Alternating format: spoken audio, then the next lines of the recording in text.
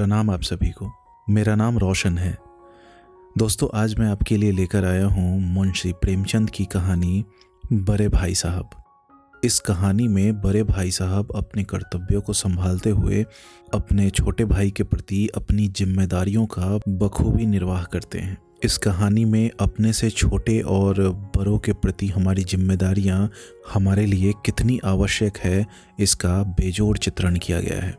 तो आइए शुरू करते हैं कहानी का पाठ। मेरे भाई साहब मुझसे 5 साल बड़े थे, लेकिन केवल 3 दर्जे आगे। उन्होंने भी उसी उम्र में पढ़ना शुरू किया था जब मैंने शुरू किया, लेकिन तालीम जैसे महत्व के मामले में वह जल्दबाजी से काम लेना पसंद न करते थे। इस भावना की बुनियाद खूब मजबूत डालना चाहते थे, जिस पर आलीशान महल बन सके। 1 साल का काम 2 साल में करते थे, कभी कभी 3 साल भी लग जाते थे। बुनियाद भी पुख्ता न हो तो मकान कैसे पायेदार बने। मैं छोटा था, वह बड़े थे।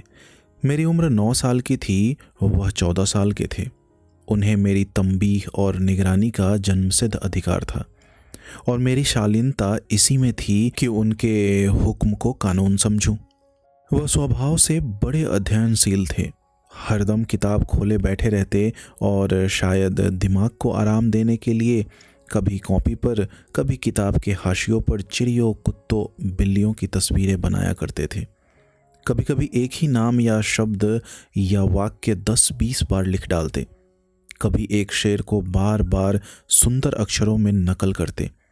कभी ऐसी शब्द रचना करते जिसमें न कोई अर्थ होता, न कोई सामंजस्य। मसलन एक बार उनकी कॉपी पर मैंने यह इबारत देखी: स्पेशल अमीना, भाइयों भाइयों, दरअसल, भाई भाई, राधे श्याम, श्रीयुक्त राधे श्याम, 1 घंटे तक। इसके बाद एक आदमी का चेहरा बना हुआ था।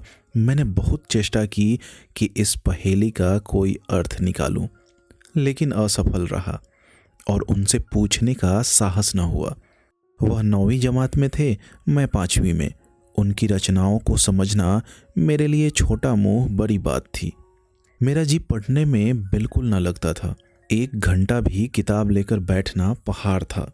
मौका पाते ही हॉस्टल से निकलकर मैदान में आ जाता और कभी कंकरियां उछालता, कभी कागज की तितलियां उड़ाता, और कहीं कोई साथी मिल गया तो पूछना ही क्या।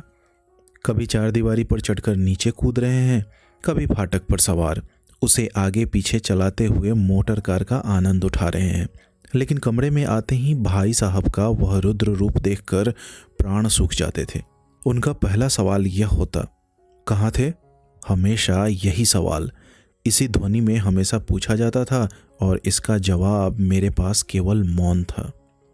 न जाने मेरे मुंह से यह बात क्यों न निकलती कि जरा बाहर खेल रहा था। मेरा मौन कह देता था कि मुझे अपना अपराध स्वीकार है, और भाई साहब के लिए इसके सिवा और कोई इलाज न था कि स्नेह और रोष से मिले हुए शब्दों में मेरा सत्कार करे। इस तरह अंग्रेजी पढ़ोगे तो जिंदगी भर पढ़ते रहोगे और हर्फ ना आएगा। अंग्रेजी पढ़ना कोई हंसी खेल नहीं है कि जो चाहे पढ़ ले। नहीं, ऐरा गैरा नत्थु खैरा सभी अंग्रेजी के विद्वान हो जाते। यहाँ रात दिन आंखें फोड़नी पड़ती है और खून जलाना पड़ता है, तब कहीं यह विद्या आती है। और आती क्या है? हाँ, कहने को आ जाती है। बड़े बड़े विद्वान भी शुद्ध अंग्रेजी नहीं लिख सकते, बोलना तो दूर रहा। और मैं कहता हूँ, तुम कितने घोंगा हो कि मुझे देखकर भी सबक नहीं लेते। मैं कितनी मेहनत करता हूँ, यह तुम अपनी आंखों से देखते हो। अगर नहीं देखते तो यह तुम्हारी आंखों का कसूर है, तुम्हारी बुद्धि का कसूर है। इतने मेले तमाशे होते हैं, मुझे तुमने कभी देखने जाते देखा है? रोज ही क्रिकेट और हॉकी मैच होते हैं, मैं पास नहीं फटकता, हमेशा पढ़ता रहता हूँ। उस पर भी 1-1 दर्जे में 2-2, 3-3 साल पढ़ा रहता हूँ। फिर भी तुम कैसे आशा करते हो कि तुम यो खेल कूद में वक्त गंवाकर पास हो जाओगे? मुझे तो 2 ही 3 साल लगते हैं, तुम उम्र भर इसी दर्जे में पड़े सड़ते रहोगे। अगर तुम्हें इस तरह उम्र गंवानी है तो बेहतर है घर चले जाओ और मजे से गुल्ली डंडा खेलो।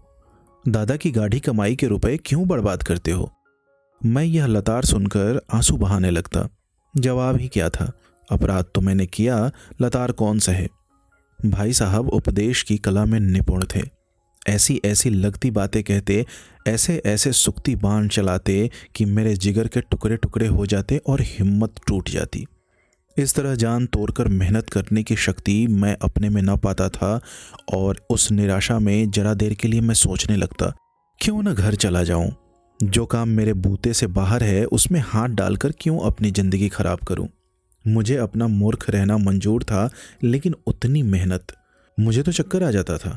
लेकिन घंटे 2 घंटे के बाद निराशा के बादल फट जाते और मैं इरादा करता कि आगे से खूब जी लगाकर पढ़ूंगा। चटपट एक टाइम टेबल बना डालता। बिना पहले से नक्शा बनाए, कोई स्कीम तैयार किए काम कैसे शुरू करूं। टाइम टेबल में खेलकूद की मद बिल्कुल उड़ जाती। प्रातःकाल उठना, 6 बजे मुंह हाथ धो नाश्ता कर पढ़ने बैठ जाना। 6 से 8 तक अंग्रेजी, 8 से 9 तक हिसाब, 9 से 9:30 तक इतिहास, फिर भोजन और स्कूल। 3:30 बजे स्कूल से वापस होकर आध घंटा आराम। 4 से 5 तक भूगोल, 5 से 6 तक ग्रामर, आध घंटा हॉस्टल के सामने ही टहलना। 6:30 से 7 तक अंग्रेजी कंपोजिशन, फिर भोजन करके 8 से 9 तक अनुवाद। 9 से 10 तक हिंदी, 10 से 11 तक विविध विषय, फिर विश्राम। मगर टाइम टेबल बना लेना एक बात है, उस पर अमल करना दूसरी बात। पहले ही दिन उसकी अवहेलना शुरू हो जाती। मैदान की वह सुखद हरियाली, हवा के हल्के हल्के झोंके, फुटबॉल की वह उछल कूद, कबड्डी के वह दाव घात, वॉलीबॉल की वह तेजी और फुर्ती मुझे अज्ञात और अनिवार्य रूप से खींच ले जाती और वहां जाते ही मैं सब कुछ भूल जाता। वह जानलेवा टाइम टेबल, वह आंख फोड़ पुस्तकें किसी की याद न रहती और भाई साहब को नसीहत और फजीहत का अवसर मिल जाता। मैं उनके साए से भागता, उनकी आंखों से दूर रहने की चेष्टा करता। कमरे में इस तरह दबे पांव आता कि उन्हें खबर न हो। उनकी नज़र मेरी ओर उठी और मेरे प्राण निकले।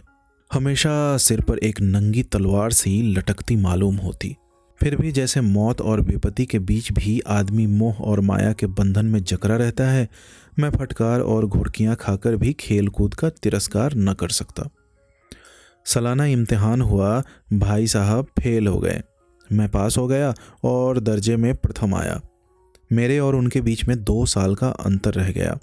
जी में आया भाई साहब को आड़े हाथों लूं। आपकी वह घोर तपस्या कहाँ गई? मुझे देखिए, मज़े से खेलता भी रहा और दर्जे में अव्वल भी हूँ। लेकिन वह इतने दुखी और उदास थे कि मुझे उनसे दिली हमदर्दी हुई और उनके घाव पर नमक छिड़कने का विचार भी लज्जास्पद जान पड़ा। हाँ, अब मुझे अपने ऊपर कुछ अभिमान हुआ और आत्मसम्मान भी बढ़ा। भाई साहब का वह रोब मुझ पर न रहा। आज़ादी से खेल कूद में शरीक होने लगा। दिल मजबूत था, अगर उन्होंने फिर फजीहत की तो साफ कह दूंगा, आपने अपना खून जलाकर कौन सा तीर मार लिया। मैं तो खेलते कूदते दर्जे में अव्वल आ गया। जबान से यह हेकरी जताने का साहस न होने पर भी मेरे रंग ढंग से साफ जाहिर होता था कि भाई साहब का वह आतंक मुझ पर नहीं था। भाई साहब ने इसे भांप लिया। उनकी सहज बुद्धि बड़ी तीव्र थी और एक दिन जब मैं भोर का सारा समय गुल्ली डंडे की भेंट करके ठीक भोजन के समय लौटा तो भाई साहब ने मानो तलवार खींच ली और मुझ पर टूट पड़े। देखता हूँ इस साल पास हो गए और दर्जे में अव्वल आ गए तो तुम्हें दिमाग हो गया है। मगर भाईजान, घमंड तो बड़े बड़े का नहीं रहा, तुम्हारी क्या हस्ती है। इतिहास में रावण का हाल तो पढ़ा ही होगा। उसके चरित्र से तुमने कौन सा उपदेश लिया, या यूं ही पढ़ गए। महज इम्तहान पास कर लेना कोई चीज़ नहीं, असल चीज़ है बुद्धि का विकास। जो कुछ पढ़ो उसका अभिप्राय समझो। रावण भूमंडल का स्वामी था, ऐसे राजों को चक्रवर्ती कहते हैं। आजकल अंग्रेजों के राज्य का विस्तार बहुत बढ़ा हुआ है, पर इन्हें चक्रवर्ती नहीं कह सकते। संसार में अनेकों राष्ट्र अंग्रेजों का आधिपत्य स्वीकार नहीं करते, बिल्कुल स्वाधीन है। रावण चक्रवर्ती राजा था, संसार के सभी महीप उसे कर देते थे। बड़े बड़े देवता उसकी गुलामी करते थे, आग और पानी के देवता भी उसके दास थे। मगर उसका अंत क्या हुआ? घमंड ने उसका नाम निशान तक मिटा दिया। कोई उसे एक चुल्लू पानी देने वाला भी न बचा। आदमी और जो कुकर्म चाहे करे, पर अभिमान न करे, इतराए नहीं। अभिमान किया और दीन दुनिया दोनों से गया। शैतान का हाल भी पढ़ा ही होगा। उसे यह अभिमान हुआ कि ईश्वर का उससे बढ़कर सच्चा भक्त कोई है ही नहीं। अंत में यह हुआ कि स्वर्ग से नरक में ढकेल दिया गया। शाह रूम ने भी एक बार अहंकार किया था, भीख मांग मांग कर मर गया। तुमने तो अभी केवल एक दर्जा पास किया है और अभी से तुम्हारा सिर फिर गया। तब तो तुम आगे पढ़ चुके। यह समझ लो कि तुम अपनी मेहनत से नहीं पास हुए, अंधे के हाथ बटेर लग गई। मगर बटेर केवल एक बार हाथ लग सकती है, बार बार नहीं लग सकती। कभी कभी गुल्ली डंडे में भी अंधा चोट निशाना पड़ जाता है। इससे कोई सफल खिलाड़ी नहीं हो जाता।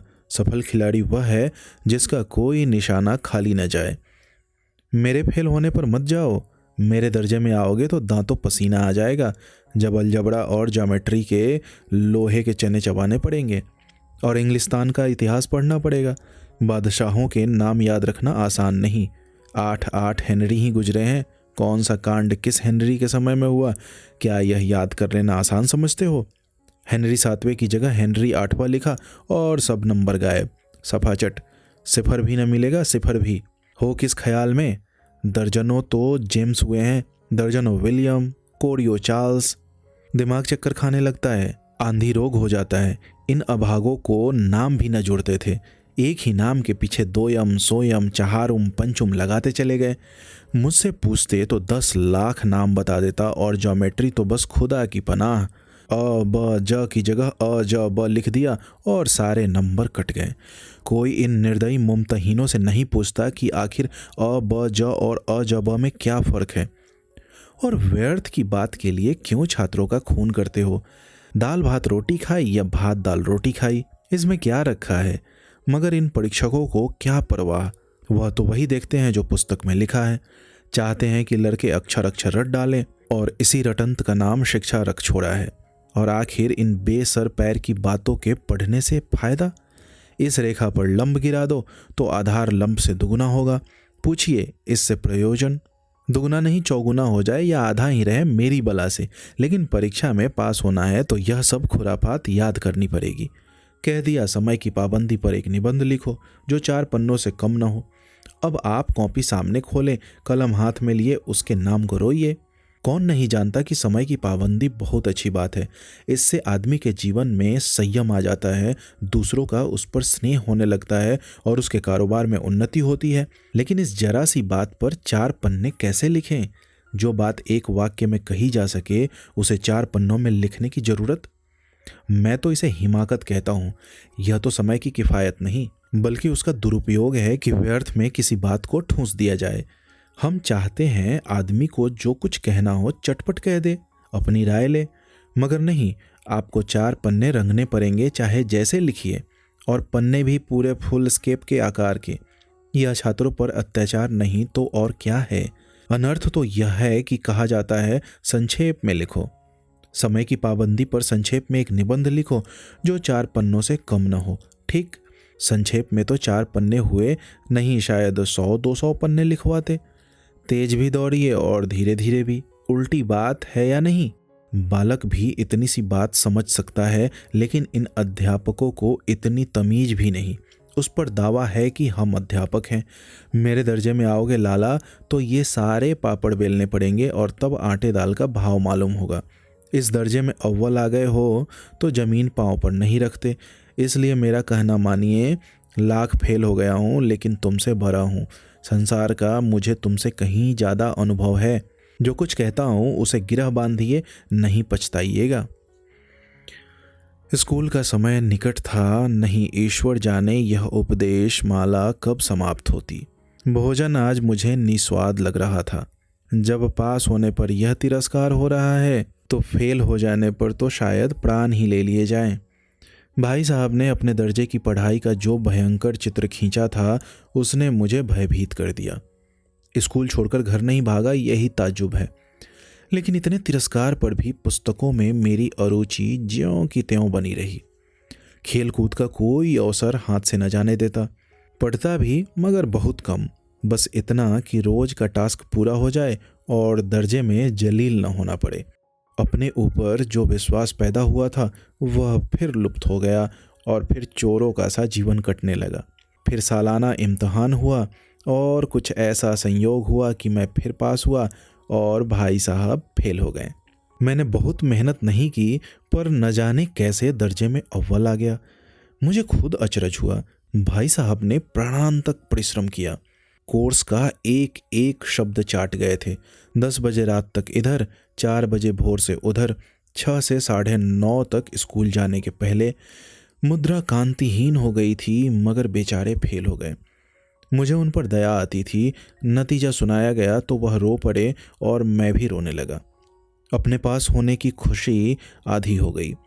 मैं भी फेल हो गया होता तो भाई साहब को इतना दुख न होता, लेकिन विधि की बात कौन टाले। मेरे और भाई साहब के बीच में अब केवल 1 दर्जे का अंतर और रह गया। मेरे में एक कुटिल भावना उदय हुई कि कहीं भाई साहब 1 साल और फेल हो जाएं तो मैं उनके बराबर हो जाऊं। फिर वह किस आधार पर मेरी फजीहत कर सकेंगे। लेकिन मैंने इस कमीने विचार को दिल से बलपूर्वक निकाल डाला। आखिर वह मुझे मेरे हित के विचार से ही तो डांटते हैं। मुझे इस वक्त अप्रिय लगता है अवश्य, मगर यह शायद उनके उपदेशों का ही असर हो कि मैं दनादन पास हो जाता हूँ, और इतने अच्छे नंबरों से। अब भाई साहब बहुत कुछ नर्म पड़ गए थे। कई बार मुझे डांटने का अवसर पाकर भी उन्होंने धीरज से काम लिया। शायद अब वह खुद समझने लगे थे कि मुझे डांटने का अधिकार उन्हें नहीं रह गया, या रहा भी तो बहुत कम। मेरी स्वच्छंदता भी बढ़ी। मैं उनकी सहिष्णुता का अनुचित लाभ उठाने लगा। मुझे कुछ ऐसी धारणा हुई कि मैं पास हो ही जाऊंगा, पढ़ूं या ना पढ़ूं। मेरी तकदीर बलवान है। इसलिए भाई साहब के डर से जो थोड़ा बहुत पढ़ लिया करता था वह भी बंद हुआ। मुझे कनकौवे उड़ाने का नया शौक पैदा हो गया था और अब सारा समय पतंगबाजी की ही भेंट होता था। फिर भी मैं भाई साहब का अदब करता था और उनकी नज़र बचाकर कनकौवे उड़ाता था। मांझा देना, कन्ने बांधना, पतंग टूर्नामेंट की तैयारियां आदि समस्याएं सब गुप्त रूप से हल की जाती थी। मैं भाई साहब को यह संदेह न करने देना चाहता था कि उनका सम्मान और लिहाज मेरी नज़रों में कम हो गया है। एक दिन संध्या समय हॉस्टल से दूर मैं एक कनकौवा लूटने बेतहाशा दौड़ा जा रहा था। आंखें आसमान की ओर थी और मन उस आकाशगामी पथिक की ओर जो मंद गति से झूमता पतन की ओर चला आ रहा था, मानो कोई आत्मा स्वर्ग से निकलकर विरक्त मन से नए संस्कार ग्रहण करने आ रही हो। बालकों की पूरी सेना लग्गे और झाड़दार बांस लिए इनका स्वागत करने को दौड़ी आ रही थी। किसी को अपने आगे पीछे की खबर न थी। सभी मानो उस पतंग के साथ ही आकाश में उड़ रहे थे जहां सब कुछ समतल है, न मोटर कारें हैं, ट्राम न गाड़ियां। सहसा भाई साहब से मेरी मुठभेड़ हो गई, जो शायद बाजार से लौट रहे थे। उन्होंने वहीं हाथ पकड़ लिया और उग्र भाव से बोले, इन बाजारी लौंडों के साथ धेले से कनकौवे के लिए दौड़ते तुम्हें शर्म नहीं आती? तुम्हें इसका भी कुछ लिहाज नहीं कि अब नीची जमात में नहीं हो, बल्कि 8वीं जमात में आ गए हो और मुझसे केवल 1 दर्जा नीचे हो। आखिर आदमी को कुछ तो अपने पोजीशन का ख्याल करना चाहिए। एक जमाना था कि लोग 8वां दर्जा पास करके नायब तहसीलदार हो जाते थे। मैं कितने ही मिडिलचियों को जानता हूँ जो आज अव्वल दर्जे के डिप्टी मजिस्ट्रेट या सुपरिटेंडेंट हैं। कितने ही 8वीं जमात वाले हमारे लीडर और समाचार पत्रों के संपादक हैं। बड़े बड़े विद्वान इनकी मातहती में काम करते हैं, और तुम उसी 8वें दर्जे में आकर बाजारी लौंडों के साथ कनकौवे के लिए दौड़ रहे हो। मुझे तुम्हारी इस कम अक्ली पर दुख होता है। तुम जहीन हो, इसमें शक नहीं, लेकिन वह जेहन किस काम का जो हमारे आत्मगौरव की हत्या कर डाले। तुम अपने दिल में समझते होगे मैं भाई साहब से महज 1 दर्जा नीचे हूँ और अब उन्हें मुझको कुछ कहने का हक नहीं है, लेकिन यह तुम्हारी गलती है। तुमसे 5 साल बड़ा हूँ और चाहे आज तुम मेरी जमात में आ जाओ और परीक्षकों का यही हाल है तो निसंदेह अगले साल तुम मेरे समकक्ष हो जाओगे और शायद 1 साल बाद मुझसे आगे निकल जाओगे, लेकिन मुझ में और तुम में 5 साल का अंतर है, उसे तुम क्या खुदा भी नहीं मिटा सकता। मैं तुमसे 5 साल बड़ा हूँ और हमेशा रहूँगा। मुझे दुनिया का और ज़िंदगी का जो तजुर्बा है तुम उसकी बराबरी नहीं कर सकते, चाहे तुम MA और D.Litt और D.Phil ही क्यों ना हो जाओ। समझ किताबें पढ़ने से नहीं आती, दुनिया देखने से आती है। हमारी अम्मा ने कोई दर्जा नहीं पास किया और दादा भी शायद 5वीं 6ठी जमात के आगे नहीं गए, लेकिन हम दोनों चाहे सारी दुनिया की विद्या पढ़ लें, अम्मा और दादा को हमें समझाने और सुधारने का अधिकार हमेशा रहेगा। केवल इसलिए नहीं कि वे हमारे जन्मदाता हैं, बल्कि इसलिए कि उन्हें दुनिया का हमसे ज़्यादा तजुर्बा है और रहेगा। अमेरिका में किस तरह राज व्यवस्था है और 8वें हेनरी ने कितने विवाह किए और आकाश में कितने नक्षत्र हैं, यह बातें चाहे न मालूम हो, लेकिन हजारों ऐसी बातें हैं जिनका ज्ञान उन्हें हमसे और तुमसे ज़्यादा है। दैव ना करे आज मैं बीमार हो जाऊं तो तुम्हारे हाथ पांव फूल जाएंगे। दादा को तार देने के सिवा तुम्हें और कुछ न सूझेगा, लेकिन तुम्हारी जगह दादा हो तो किसी को तार न दे, न घबराए, न बदहवास हो। पहले खुद मर्ज पहचान कर इलाज करेंगे, उसमें सफल न हुए तो किसी डॉक्टर को बुलाएंगे। बीमारी तो खैर बड़ी चीज़ है, हम तुम तो इतना भी नहीं जानते कि महीने भर का खर्च महीने भर कैसे चले। जो कुछ दादा भेजते हैं उसे हम 20-22 तक खर्च कर डालते हैं और फिर पैसे पैसे को मोहताज हो जाते हैं। नाश्ता बंद हो जाता है, धोबी और नाई से मुंह चुराने लगते हैं, लेकिन जितना आज हम और तुम खर्च कर रहे हैं उसके आधे में दादा ने अपनी उम्र का बड़ा भाग इज्जत और नेकनामी के साथ निभाया है और कुटुंब का पालन किया है, जिसमें सब मिलाकर 9 आदमी थे। अपने हेडमास्टर साहब ही को देखो, एमए है कि नहीं, और यहाँ के एमए नहीं, ऑक्सफोर्ड के।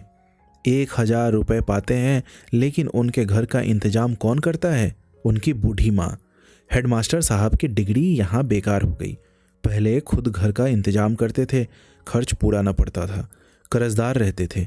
जब से उनकी माताजी ने प्रबंध अपने हाथ में ले लिया है, जैसे घर में लक्ष्मी आ गई है।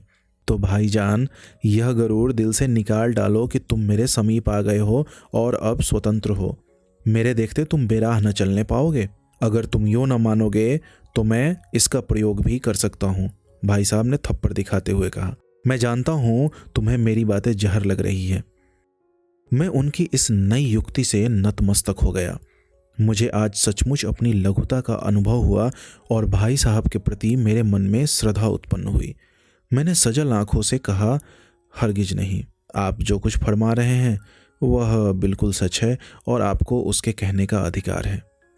भाई साहब ने मुझे गले से लगा लिया और बोले, मैं कनकौवे उड़ाने को मना नहीं करता, मेरा भी जी ललचाता है, लेकिन करूं क्या? खुद बेराह चलूं तो तुम्हारी रक्षा कैसे करूं? यह कर्तव्य भी तो मेरे सिर है। संयोग से उसी वक्त एक कटा हुआ कनकौवा हमारे ऊपर से गुजरा। उसकी डोर लटक रही थी। लड़कों का एक गोल पीछे पीछे दौड़ा चला आता था। भाई साहब लंबे हैं ही, उछलकर उसकी डोर पकड़ ली और बेतहाशा हॉस्टल की तरफ दौड़े। मैं पीछे पीछे दौड़ रहा था। दोस्तों, उम्मीद करता हूँ यह कहानी आपको अच्छी लगी होगी। अगर कहानी अच्छी लगी हो तो लाइक और शेयर करना ना भूलें और अपने विचार हमसे अवश्य साझा करें। बहुत बहुत धन्यवाद।